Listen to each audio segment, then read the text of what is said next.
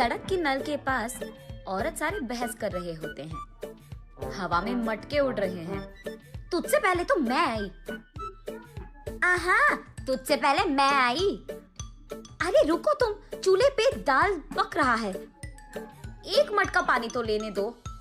अरे तुम रुको, वहाँ झूले में मेरा बेटा रो रहा है। अरे निकलो, तुम्हारी कहानियाँ।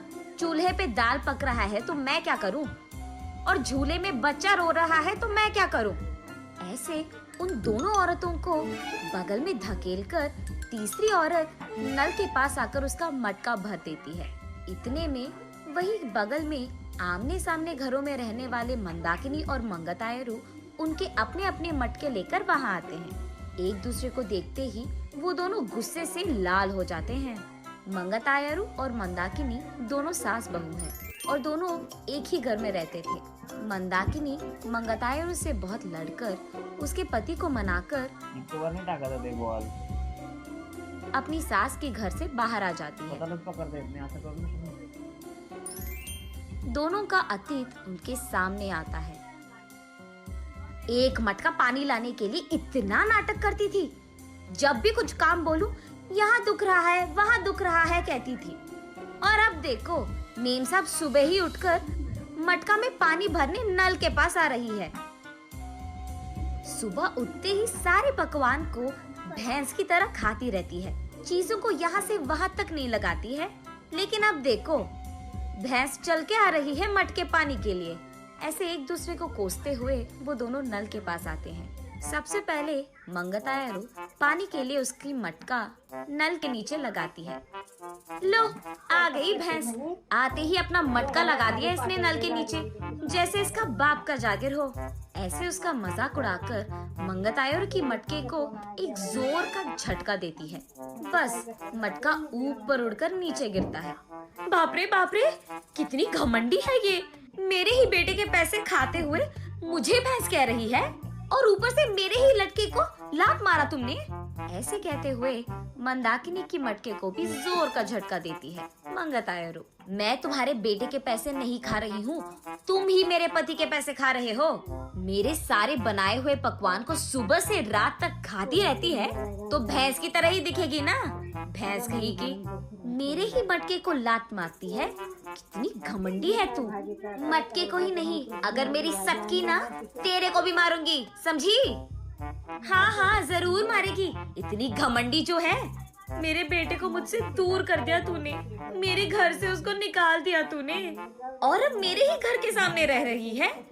सिर्फ तेरे बेटे को ही नहीं, तुझे भी तेरे घर से निकाल दूंगी, समझी? मुझसे पंगा लेगी ना, ऐसे ही होगा। तू तो जरूर करेगी, घमंडी औरत, बंदर मुंह वाली कहीं की। मुझे देखकर ऐसा लगता है कि भैंस को कपड़े पहनाए हैं, और तू मुझे बंदर कह रही है।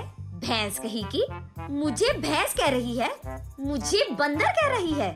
ऐसे वो दोनों एक दूसरे से लड़ते हुए एक दूसरे के बाल पकड़कर लड़ते लड़ते नल के बगल में मौजूद कीचड़ में गिर जाते हैं। ये सब दूर से देख रहे बाप बेटे दोनों एक दूसरे को देख हंस पड़ते हैं।